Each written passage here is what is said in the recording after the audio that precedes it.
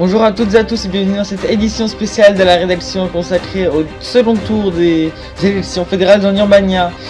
L'Urbania a à nouveau voté aujourd'hui pour les deux derniers candidats à la course à la présidence urbanienne, deux hommes de parcours complètement différents. D'un côté, William Sylvia, candidat de l'Union républicaine et fils d'Hector Sylvia, le ministre des Affaires étrangères d'Urbania, qui avait été abattu le 15 avril dernier. Décrit comme un homme dynamique et motivé, il a été élu avec 91% aux primaires de son parti, un record.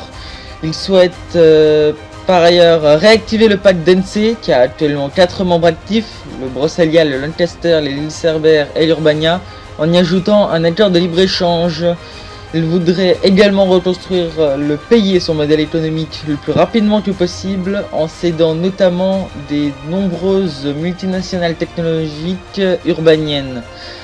Enfin, il prévoit de recruter 100 000 soldats supplémentaires et de déployer un système antimissile sur tout le territoire urbanien qui, d'ailleurs, pourrait changer de nom.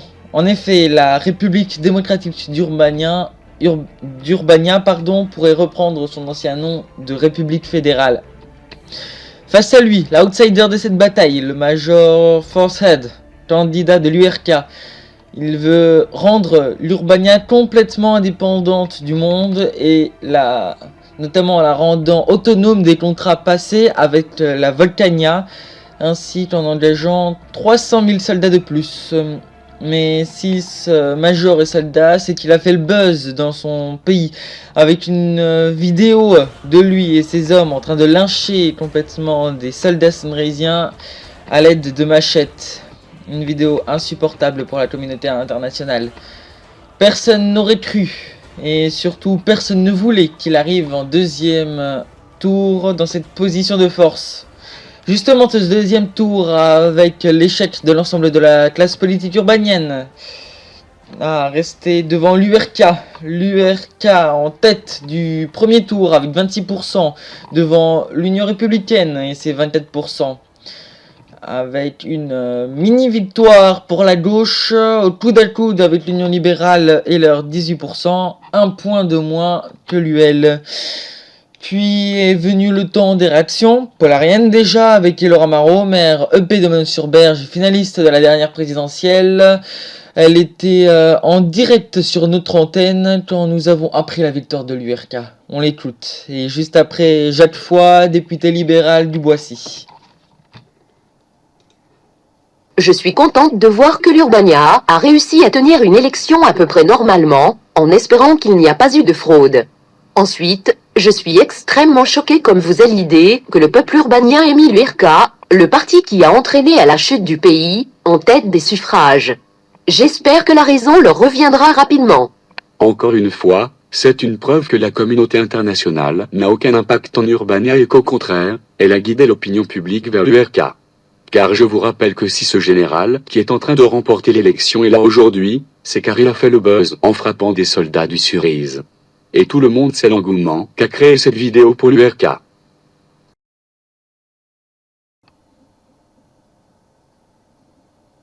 Voilà, c'était dans l'ordre. Elora Marot, maire EP de Meaux-sur-Berge, et Monsieur Jacques Foy, député libéral de Boissy, un département des deux planes. D'autres réactions internationales, cette fois, avec déjà le Sunrise et ce skit de Bill Craven, le président par intérim.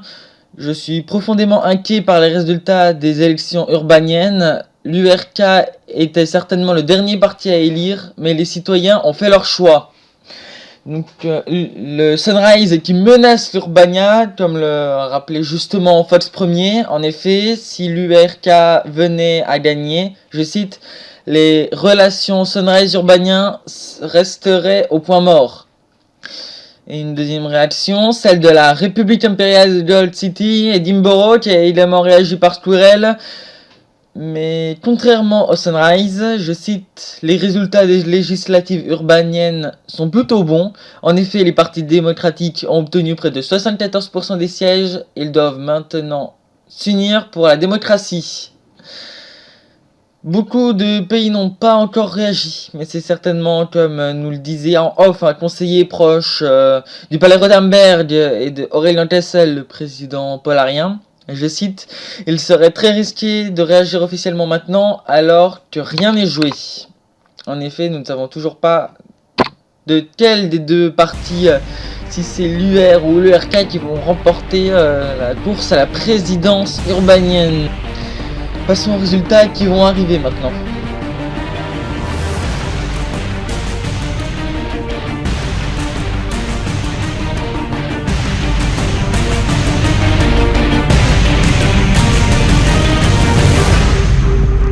Et Polaro TV remercie toutes les personnes en Urbania qui nous permettent d'avoir ces résultats en exclusivité mondiale. Ces hommes et ces femmes sans qui Polaro TV ne serait pas complètement première chaîne d'info au monde. Mais justement ces résultats avec une première région qui va nous parvenir, l'Atolia, une région qui est plutôt au sud-est de l'Urbania avec ses premiers résultats. Et c'est à l'URK avec 55% des voix, juste derrière l'UR, 45% des voix. Donc cette première région qui vient de passer aux mains de l'URK, voici notre carte interactive qui vient de se mettre à jour. Et cette région donc de l'Atolia qui vient de passer à l'URK, c'est pas une région très importante au niveau politique, mais toutes les régions se valent et toutes comptent. Un deuxième à l'État des îles qui... Ah, ça s'annonce très très mal pour l'UR puisque l'État des îles passe également à l'URK dans une large avance, 61% pour l'URK contre 39% seulement pour l'Union des Républicains. Ça s'annonce très très mal pour l'UR. Donc cette Union des Républicains qui doit absolument se relever, peut-être à la prochaine...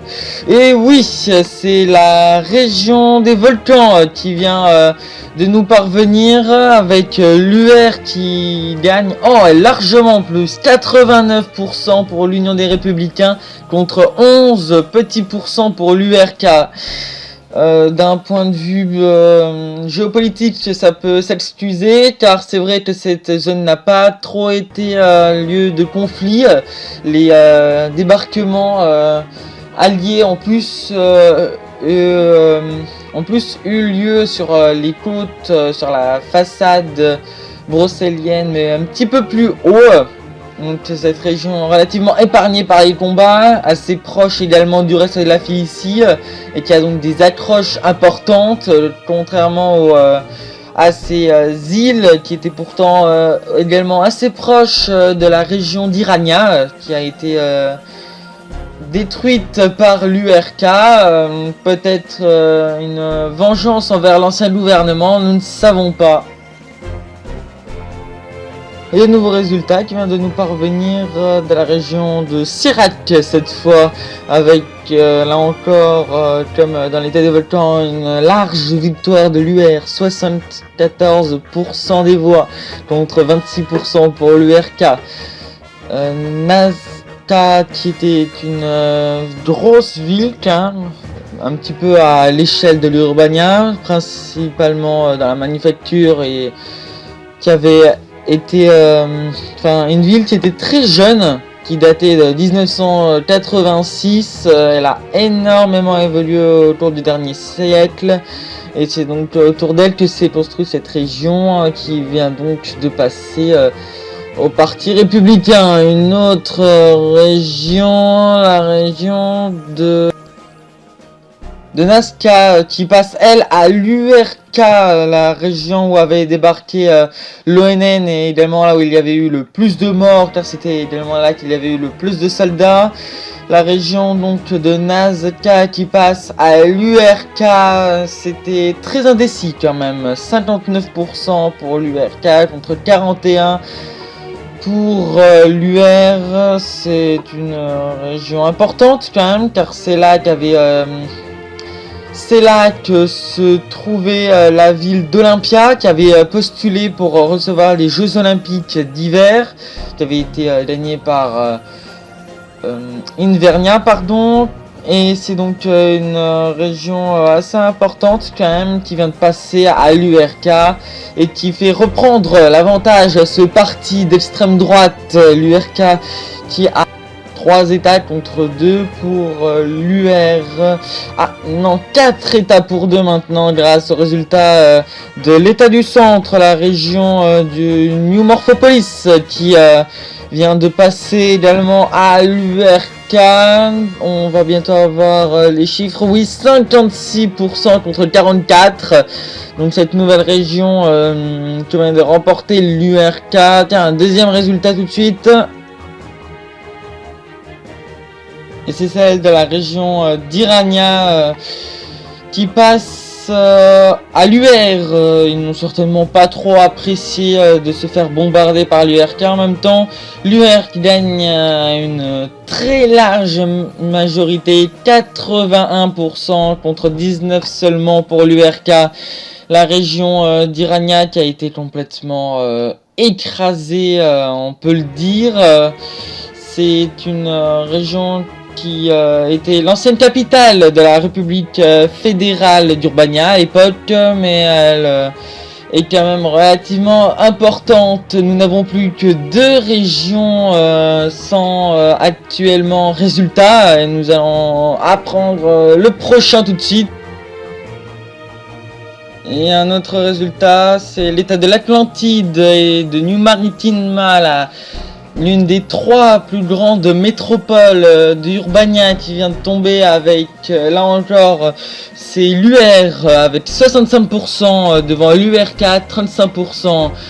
Nous connaissons maintenant les résultats de toutes les régions à part de celle de la nouvelle capitale Antar. Actuellement, c'est une égalité parfaite, comme le prédisait ce midi UTV. Et nous avons les résultats de cette région d'Antar. Vous êtes sur Polaro TV, nous sommes le 27 juillet 2014. Vous regardez l'édition spéciale de Polaro TV sur les élections fédérales en Urbania et voici les résultats.